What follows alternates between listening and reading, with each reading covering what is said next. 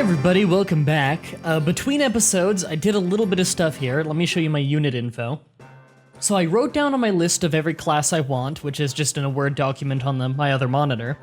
I wrote down what I require to learn for every single class so that I have things a little bit more organized, and what I found is that our new moon needed to be changed to a Beastmaster. You see, two of the different classes of new moon combos I need require 2 in Beastmaster. I'm thinking I'll make this one a Sage White Mage in the end. Sage requires 2 White Mage skills and 2 Beastmaster skills, so I thought I might as well start getting Beastmaster early on. I also switched Bellina there from White Magic to Red Magic because Red Mage is available to her, and I think I'm going to make her a Green Mage Red Mage because she already has the requirements to be both. Switching her to Red Magic doesn't really do anything right now, it's just to future-proof it for if I'm stupid and forget to change it later. So yeah, we're gonna have our Beastmaster start learning some Beastmaster moves, which is not gonna be very useful to us, but we want to learn it ahead of time for whenever we unlock Sage, because we have not yet done the quest that unlocks Sage. I don't know which one does it, but I'm sure we'll find out. That's part of the fun of the game. Okay, what was the name of the one where we get the cactus fruit? And we don't have aptitude 2 yet, that's correct. Beetle in a haystack,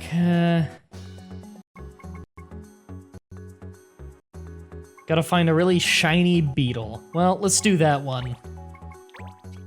Now you'll notice I'm not really using dispatch early on. I bet you I could get away with doing some of these dispatch and be just fine. But I've got such a small clan that I don't feel like there's much of a point to it. Because it's not like I could dispatch to do one and then, you know, manually go do another one, and plus I have such little travel time going on for it to get done. Okay, so I need to find the shiny thing that happens to be the beetle. Now I wonder if there are unlimited enemies, because if there are not unlimited enemies, I think I want to just kill them all and get the loot. Unless they're, like, really tough. So Beastmaster is a little bit more physically capable than your average Numu, but they're still not great. A Sage is probably the toughest in a melee fight for the Numu. Alright, this is good. Now, this mission should be all we need to do to get our Moogle to learn another Thief ability, and then we can get him to become a Tinker. According to my list here, he needs 2 Thief, 2 Tinker, and 2 Animist to become, to have the requirements for all of the classes he wants to be, which is Juggler and Chocobo Knight. Although Chocobo Knight requires I do a quest, so that's not till later. However, Juggler is not too far off, because that's unlocked from the beginning. You just need the job requirements. Okay, can't charge him. They're not super tough. They're like about the same level as us. Alright, well we can't use electricity, let's keep that in mind. I don't think we have any electric weapons, so let's just not use any electric spells. And what spell are we learning right now again? Silence. Don't think that is gonna do anything against these guys, but we still do have Cure under our Red Magic, because Red Magic is a bit of low-level White Magic, Black Magic, and apparently Green Magic. We have no reason to throw a Silence right now, let's wait. Although we could just to try and get experience. Maybe I should have done that.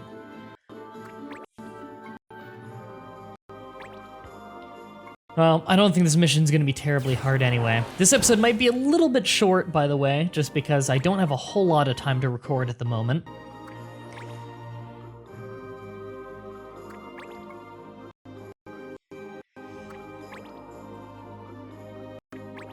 I'm actually a little bit surprised that it can peck up that elevation. You would think that a smaller animal like that might have a pretty substantial limit on its vertical attack. Like, I think that's enough, like a steep enough slope that you couldn't get an area attack on them from a, what do you call it, a spell. So it's interesting that melee attack from such a short animal would actually work. Don't know if the height of the animal would ever affect that, though. So what am I learning here again? Lamia. Yeah, I don't think I'm fighting any Lamia. This is not a Lamia, that's an Axe Beak. Let me do unit info on this. No. And is this a Lamia? No, that's a Beady Wolf. Yeah, and that's an Axe Beak. Okay. Okay, not a Lamia. I'm sure I'll recognize one when I see one. I could just hit it. Wow, that actually does a good amount. What would a spell do right now? So if I just did fire. Not as much, actually. That's kind of surprising. Okay, well, I'll just wallop it with this bell. Alright, well, let's plug up the other bridge. And what arts do we... Alright, disciplines. We could roundhouse, which would do 18, but I think a punch would do more. Yeah, 30. Can't really take advantage of the element weaknesses of these guys. A lot of enemies we've been running into are weak against water, but we don't have any water moves, so nothing we can really do about that. You know what? Probably should have moved the thief out of there. All right, well, let's throw a silence just to see if we can. Ah, God, not good range on this. Might end up silencing our own guy, but it doesn't really matter if we silence him because he doesn't have anything that we wouldn't want to silence. So let's try it. Let's do some green magic. Well, that turned out all right for us. Don't think that guy's got any moves. Maybe it'll keep him from doing Screech because, you know, it requires making a noise. I don't know. I hope, because Screech is a really annoying ability.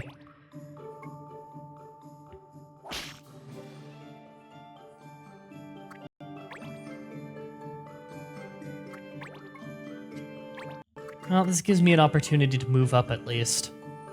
And push forwards a little.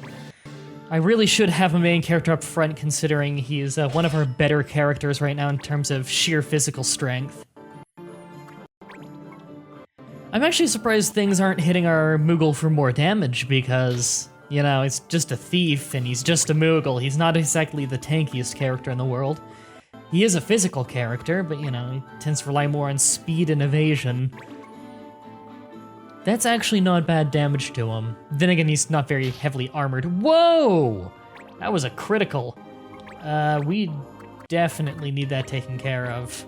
As soon as I can, I gotta throw some white magic on him. Could I actually finish this guy off? I bet you I could finish him off. Ooh, not from a side shot, I can't. I think this is the farthest I can go and throw black magic. Ooh, no, I could go one tile farther. Let's do that.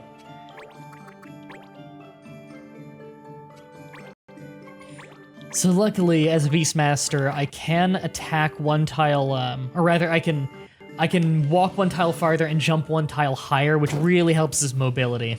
Almost got it. All right, well, let's jump the bridge here. Don't search yet. I don't want that to end up being the right one and then ending the mission too early. Want to get some loot and experience out of this.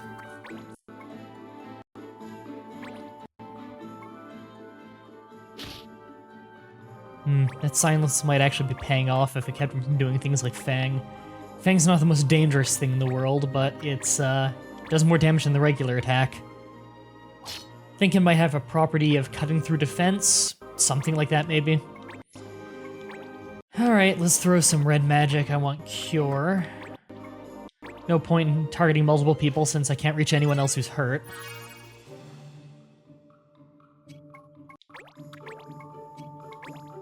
Alright, well we can finish him off right here assuming we hit. And my chart here says my Archer Hunter requires 3 Archer skills. Okay. To become a Hunter, that is. He's one of the easier people to get his 2 classes that I want him to have.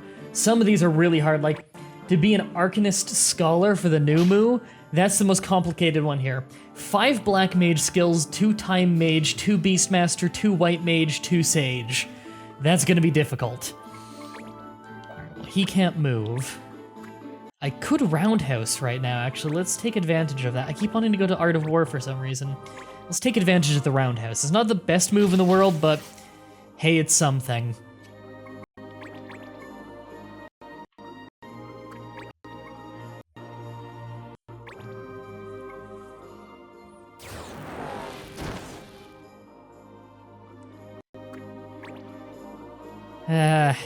One annoying thing about these really chokehold maps is if you're just trying to do a quick aggressive attack, it's really hard because things get all blocked up. Alright, we're getting items, although it's low-grade stuff. I'll have him go down there and start searching that in a second. I really doubt that's going to be the beetle, but I guess it's worth a try.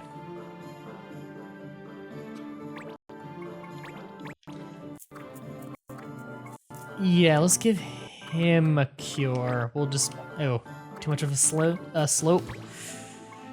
Okay, well, there you go. Mostly just for the experience. You don't really need the heal. Silence fades. Summon pack. Okay. That's interesting. So they can summon more. Okay, so this is an infinite battle then. Alright, well, let's start searching then.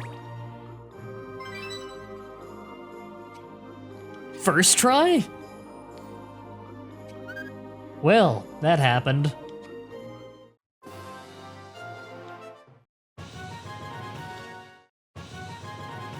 Ooh, Kaiser Knuckle, that's a new one. And Arm Guard, I don't remember. I know it gives you some armor, but I think it does something else too. Well, we got some decent stuff there, actually. And most importantly, we can switch your class. We can switch you to a Tinker.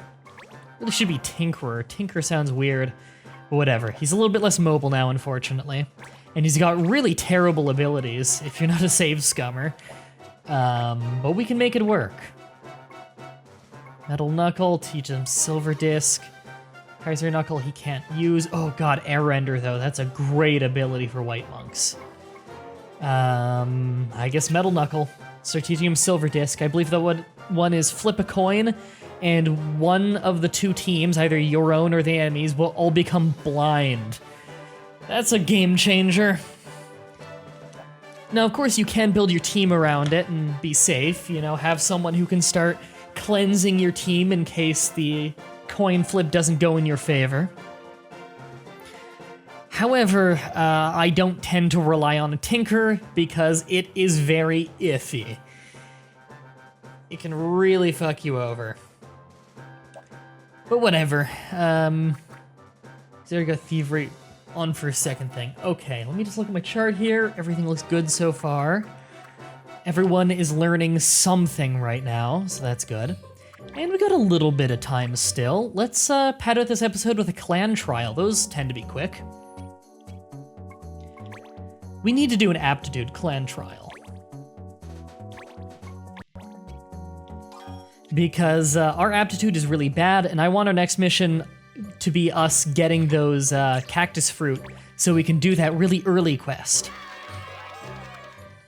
Alright, let's do our aptitude clan trial. We'll just do a level one, so we'll get rid of the bonus we had from negotiation, but hey, at least we'll have it checked off, so we'll get another clan privilege, although the clan privilege is probably just gonna be like, empower Moogles, or something else I'm never gonna use. But at least we can check it off the list. I kinda like this arena for it, it's a little bit bigger. Grease monkeys. Okay, what do we need to do? Find the winning barrel within 3 rounds. That doesn't sound terribly hard. Is anything stopping me? Because it sounds like if I just have a lot of fast people, it's not a problem.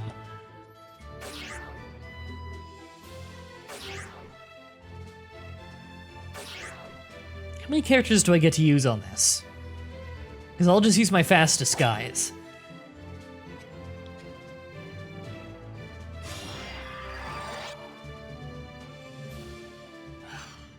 Okay. Can't attack, that makes sense. 3 units? Not bad, actually. Can I actually remove you? No? Okay. Well, our fastest is probably you and you. Not that the Tinkerer moves that fast anymore, but, you know. Let's do speed. Just so our turns come by a little bit quicker. Anything to help, but I don't think we're gonna have an issue. I mean, we can already reach that. You know, the previous one we did, the negotiation one, actually had a bit of difficulty. Found the winning barrel, oh my god. Yeah, the previous one we did actually had a bit of difficulty, you know, where they were trying to confuse us so that we'd break the law. Because I believe if you break the law in one of these clan trials, you're disqualified. Silverbow, Green Beret, and Phoenix Down. Good law bonus. I believe Silverbow actually teaches us some moves.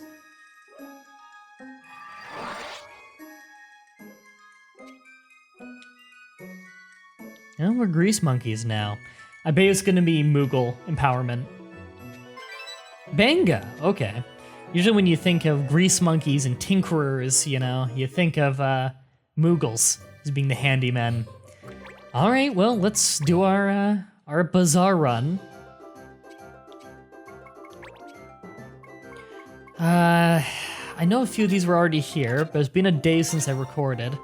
Samson's sword, nothing else we can build, is there? No. Lethal blades, I'm pretty sure the lethal blades were something we weren't interested in. Okay, that's one. Okay, yeah, not interested. A spear, which I doubt we're gonna need. Also, by the way, on my list, I did notice that we are gonna use a Dragoon for a little while. Apparently, we require 2 skill points in Dragoon to make a Cannoneer, which is a Banga. I want a Cannoneer Trickster at some point. So that's like that's the spear that I think teaches you jump if you're a Dragoon. So I don't need that right now, but maybe later. Oh, right, the gloves. Is this just the same old one? Yeah, Metal Knuckle. We definitely don't need that.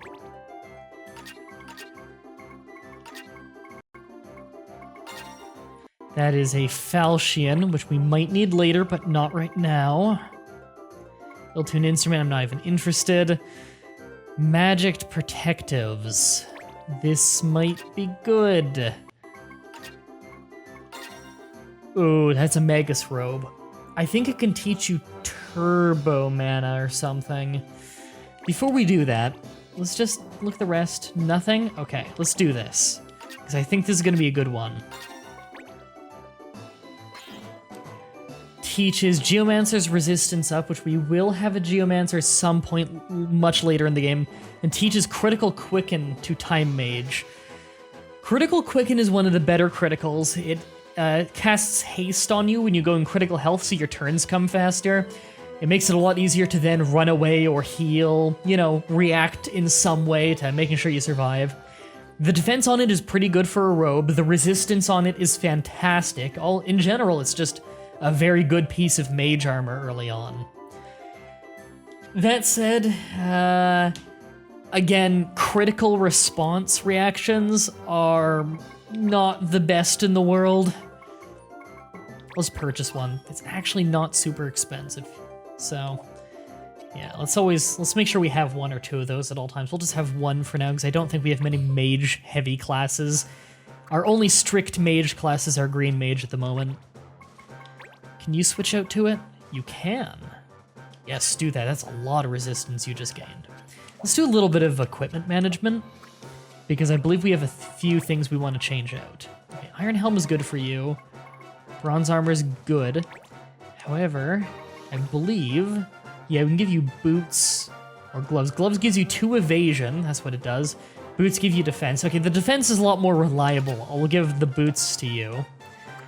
You already have a decent evasion, so I'm going to boost your evasion even more with some arm guards. No hats you can wear. Okay. I do love that he's got a shield and a punching glove because of Shield Bearer, which is a good skill. Oh, right, MVP. I remember, I don't know what it does because I've never maxed out. Don't tell me comment section, I want it to be a surprise. But you can see here, it says MVP on the right screen right now is just to the right of the numbers of all of my stats. There's like a faded out trophy that says MVP. And it's got 2 pieces of the pedestal built at the bottom. Every single time someone is crowned MVP, you get a piece of that statue, and I don't know what happens when it fills, but I bet you it's awesome. So our only MVPs, apparently our Numu Mage has gotten it twice, and our Archer has gotten it twice. Really, I'm surprised our Archer has.